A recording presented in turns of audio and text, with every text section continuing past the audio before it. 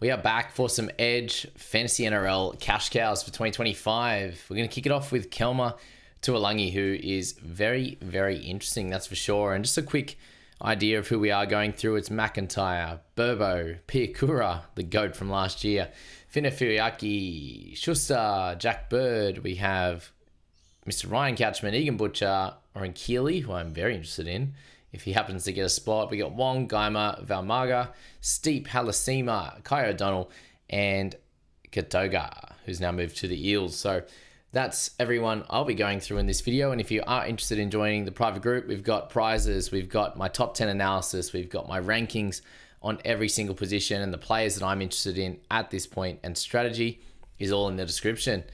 So let's get into Kelma. All the way up the top at 420k for our edges, and priced at 31.4. It's an interesting selection this year. If we're looking at last year in games over 40 minutes, he did average 36.3. Sorry, in games over 40 minutes in general over his career, that's his average. So there's 5 points of value if he manages to get that. And obviously the majority of that is on the edge or coming off the bench in that edge position. But when he does start on an edge, it's 37.1 in 68.7 minutes. And this is overall in his career, which does include a bunch of games here in 2023, especially with 77 meters per game, which is very, very low. And what I'm noticing is what we are looking for in edges is, can we get them over 100 meters? Because if that's the case, there's tackle breaks, there's offloads, there's the odd try assist in there, and there's tries involved with that. So in those 2023 games, he did average 33.3 in 63 minutes, which isn't great. The chatter right now is that he's going to be the big minute guy. And then they've got Katoga and also Charlie Geimer looking at the other edge right now. Sean Lane looks like he'll miss the start of the season. Bryce Cartwright's the big one. He should be on that edge, but I'm not sure where he is right now. And again, it's all chatter at this point. It's opposed sessions. It's people looking at training and seeing how things are going. But at this stage of the preseason, you think they would be ramping up, but there's also guys that are going to miss out on certain training sessions to get treatment or whatever's going on, right? So you also need to get some of your bench guys some reps in certain positions. But with Kelma in 2024, things were different. When he was starting on the edge, it was for big minutes, it was a 42.9 average in 74.7 minutes, which is what we're hoping for this year. And he ran for 138 meters. So his games in previous years, they were at Manly. And this one here, 2024, with the Eels, which he's with this year again, he was able to get plenty of run meters, and they used him as a damaging ball runner who actually offloaded plenty. He actually offloaded 3 per game for that back section of the year, which was only 7 starts, so be aware of that. But if he's the big minute guy, which he was from round 12 for 4 rounds in a row until that sin bin in round 15, and he was out for a while and then came back and played a few at the end. And the offloads in the last 2 games in 80 minutes were 5 and 4, which is pretty wild. So those kind of numbers with 138 meters per game is where you get the offloads and the tackle breaks and potentially some attacking stats if the squad can go pretty well. So are you keen? I personally have interest for sure. If he is the guy that they want to be playing 70 minutes plus, I think he would be a minimum 37 guy, which you've got there for his career. But he did improve last year and get those meters gained additions. So that's where the upside lies. But at minimum, it's about 5 to 6 points of value with some upside at those big minutes. Definitely a chance of positional risk, of losing his spot or something like that. There is that there, but there is that for every single person, basically as a cash cow or a mid-range value guy. So Kelma Tuolangi, I'm interested personally. How are you thinking about Mr. Kelma on that left or right edge, depending on how they decide to play that one? Was left last year and he did a good job. With Sam McIntyre at 416k, he had a 31.2 average in 42.8 minutes last year, and it's pretty yucky PPM in the middle, especially of 0.73.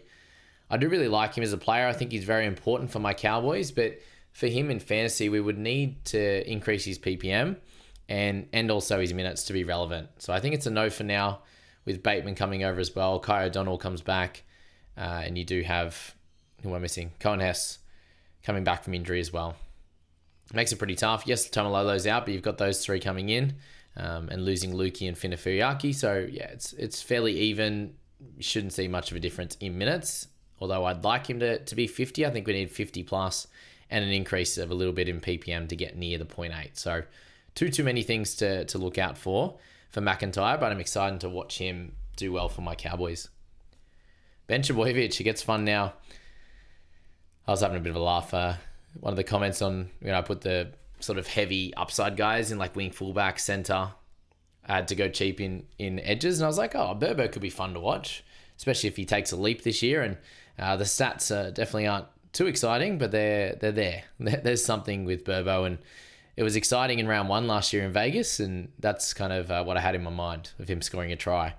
But for him, someone in the comments was like, well, I didn't expect to open this team and see Ben Trbojevic. I expected to see Tom, and yeah, I couldn't fit him in with Latrell and Ponga in there, unfortunately. But alas, 34.6 is the average as starting edge, with a couple of games of those last year. This is 2024 stats, where he moved to center during game. So you probably expect a little bit more, but he does have that risk of moving to center because, he's played a bit of it in his time. When he did make it past 50 minutes, it was basically a full game at 76 minutes. He averaged 36.5, which puts him 5.5 points in the green in the value there. But you would need to see some natural improvement from a 0.48 ppm, which is where he's at right now.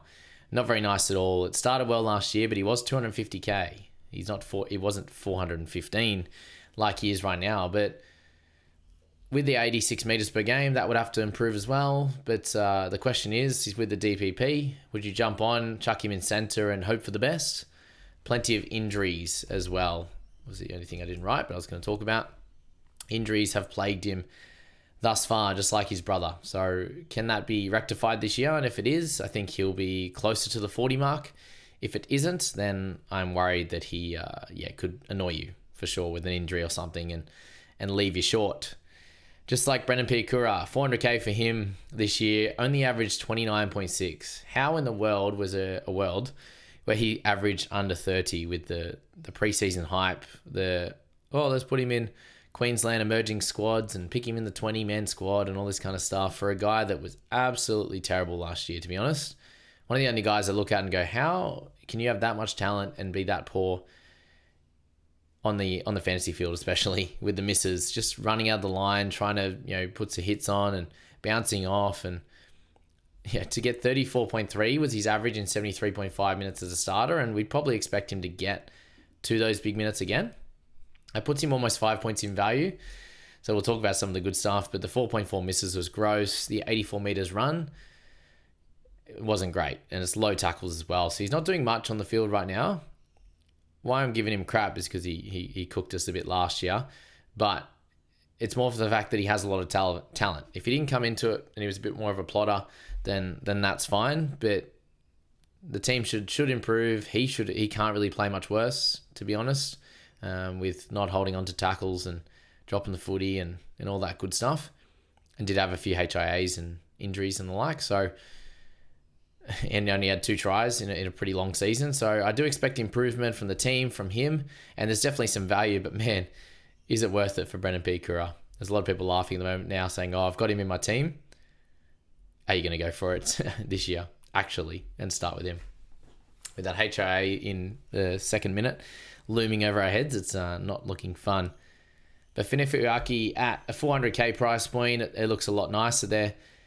29.4 was the average for him last year. They're in the same boat, these two, in terms of price. And you're looking at minutes last year when he did happen to start on an edge, which is what we'd need. He had 38.6 was the average in 74.4 minutes, which puts him 9.2 points in the green, in the value, which is lovely. That would definitely be worth it, yes. Him and Lem apparently are splitting reps right now. If you just listen to my value video in the edge, I spoke about Lem in this situation. And the left edge is a little bit more open with Felice taking some minutes. And they didn't mention anything about my boy a little bit lower who will go through, Mr. Oren Keeley. But if it's the case where Finn starts off the bench, then it's a line through him. If Finn starts and Lem's on the bench and he could lose some minutes and get down to a 60 mark or something like that, then that is a worry. For us, he'd need to start, and for us to know he's going to get about that 70 minutes. And if he gets 70, I'm completely fine with it, with potentially some natural improvement. Again, another 88 meter a game guy. He scored 3 tries in 12 games also, so that, is that going to happen regularly? Maybe not. Different if it was 1 or 2. 2 in like close to 20 games, like Piakura. I think it's a good chance to tell everyone, about the sort of main edge or not. There's a lot of teams where they have a main edge. Think Eli Katoa and Sean Bloor. Bloor's a good edge, a good player, but still only hit under, he was 70-something meters a game, and Katoa was much more. So think about that in certain teams. You've got guys like, what's his name? Jordan Ricky with Piakura. Ricky's going to be more of the guy than Piakura. It depends where the main half is. It was Hughes last year, so he used Katoa, but it depends on the quality of player. So all these mid-range guys, if they're getting under 100 meters, it's hard to get all those attacking stats. So keep an eye on that one with Finn. If he becomes a main guy, then sweet, but at the moment he's probably not. Interesting pick for sure if he does start with big minutes. Josh Schuster, it's hard to say too much about him. I would only want to personally buy him as a starter on edge or middle. Not interested at half. If it happened to be that way, he's at the Rabbitohs this year. I don't think it happens. News today says Murray and Graham will play a trial, so that's awesome news. And a big shout out to the people that were saying in Discords and bits and pieces that, or they had insider knowledge that Murray would be out till round 10, and same with you and Aitken. Nice, bro.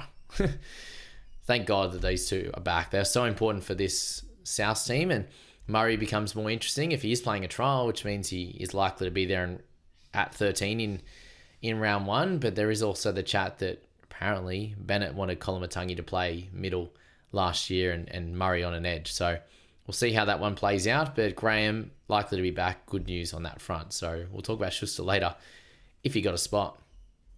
Jack Bird. Oh, here we go. 360k for Jackie B. There's some interesting thoughts on him. A lot of people are just completely off him with the injuries that he sustained over his career. If Bird is bench or centre, no thanks. He's also someone that can move into those positions during matches, which is something to note. Are they going to have him be that guy, or are they going to have him stick in the middle and they choose like Fainu or Seyfarth, one of the edges, to move to that spot? Definitely could be an option. I definitely think if there's 2 injuries in a game, he'll move to centre or 6 or something like that, which 6 I think is okay, but centre we don't want and bench we don't want. Injuries are the killer, as I said, so bake that into his value. Second row average of 45.2, so if you got that slot, he's a jet, but really he's a jet, and that's in big minutes too, 75 plus. If we got him at lock, which is where Benji's talking about him playing, he hits a 54 average in his career. And a lot of those games are in 2022 and 2023, so not that long ago. 54.1 in 70.8 minutes, which is absolutely incredible, with a 0.76 ppm. So for me, if he's a starting lock, he's in my team. I'm expecting 50 minutes in that role, and even if it was a 0.7 ppm, so lower than his normal lock ppm, in less minutes too, so very conservative, it would be 35 points with the dual position, which is 8 points of value. I'm baking in the injury risk into this drop in ppm and a pretty stock standard sort of minutes floor at 50 minutes in that role. 55, 60 could be more realistic. It's hard to see 45 minutes, but let's just say it was 45 minutes and he was at his 0.76 ppm or 0.8 in less minutes because he can go harder. Then it would still be around that 35 mark with 8 points of value. For him, there's the injury downside, as I said. The dual position's there, and he has moving position downside, which is all something. But if he scores well and actually plays the role he's put down on the ticket on the starting side for, he's 40 plus upside, 50 plus upside with massive minutes at times. There could be times where he plays 30 or 40 in the middle and then has to shift to an edge. He could easily do that if Fainu went down, Seyfarth, one of those guys down. They don't have an edge on the bench. They have a 9 or utility back or something like that, and 3 middles. He might move to the edge, so he could play bigger minutes in that scenario. So there is plus sides to it. I do think he's really hard to ignore at 362 if he starts at lock. Keep it simple, guys. Keep it simple with guys like that who have that upside. Yes, the injury downside, but the scoring upside. Ryan Couchman, 358k. He has a lovely career PPM of 0.87. He is their future at the Dragons, the youth. We've got Toby, who's a lot more expensive, but there's talk of, I think he's ahead of Ryan at this stage. He's been good off the bench so far, and I expect more of the same for this portion of the season. at the beginning. And if he happens to start at some point, then we will look further, definitely, with someone like Ryan Couchman. Egan Butcher, 350k for him. I think it'll be a tight turnaround, or tight return anyway, from round 1 based on his round 12 ACL injury last year. So puts him about 9-10 months return. Does he get straight into that round 1 side? If he does, it's going to be off the bench. Probably not big minutes, and we may see him a little bit cheaper if that was the case. Did play a couple of games off the bench for like 12 and something minutes last year, so could be the play. But do watch his return. It could annoy someone like Nat Butcher, as he is mixed sort of edge and middle minutes there. Started an edge a couple of years ago, so the worry here is he didn't take the leap last year. They were very stacked in the forwards though, whereas the year before they weren't, with Crichton and these guys not being there. Not really sure what happened outside of that though, because he should have taken a leap as a middle, if not as an edge. All right, Mr. Keeley, I'm excited for him long term. Is it going to be from round 1? Probably not, but maybe. There's definitely a maybe there. So he had a 0.5 ppm last year, which actually, if you took out this weird prop start, I don't know what happened there. I haven't looked back on it too much, but 18 and 42 minutes he got. He was better on the edge off the bench than his one prop start. You'd see Lem start and then Keeley come on, or Kafusi move to the middle or the edge or whatever.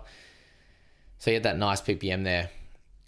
There's no talk of who that left edge is going to be, but if he gets some decent minutes on the left edge and it's Finefiriaki or Lemuelu off the bench as a backup guy, and you just see Kafusi, like there's sort of 4 guys that can play edge, I think, at this point, with Keeley being one of those guys.